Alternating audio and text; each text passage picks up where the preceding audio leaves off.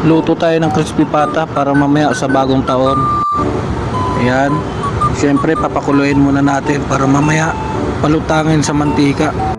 At siyempre meron na ring baboy adobo. At meron din baboy din na sinigang. Siyempre. At yan para pang salad mamaya. Ayan, macaroni salad pa yan. At syempre meron din tinapay. Tapos yan, pungsoy-pungsoy. Hindi ko nang alam yan. May prutas din. Ayan, yan yung paligid ng Ayan. Yan. Yan, prutas. Ito, pungsoy. Hindi ko naman alam yan. Kay Mrs. gawa yan. Salad. Ayan. Hintay natin pakuluan to bago gawin crispy pata. Ayan. Check natin kung kumulo na. Ayan. Ayan, kumulo na mga guys. Ang bango ng tanlad.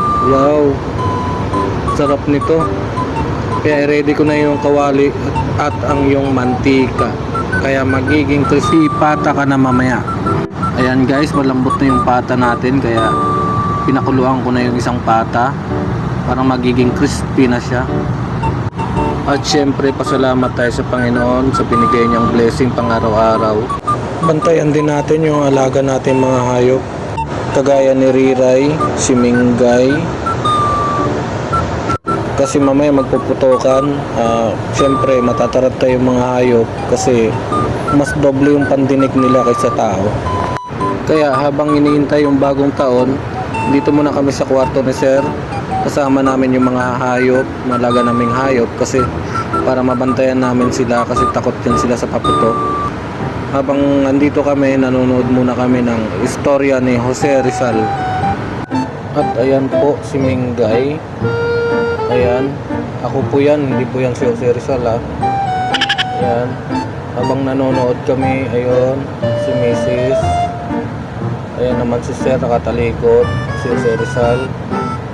Ayan. Tapos si Riray marunong din niya manood oh. Seryoso yun sa panonood. Kasaysayan ng mga nasyon ay may mga pangalang kaagad ay simbolo ng tagumpay.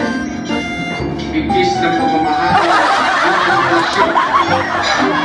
Ang ngalan ni Luna at Hidalgo ay kabilang narito.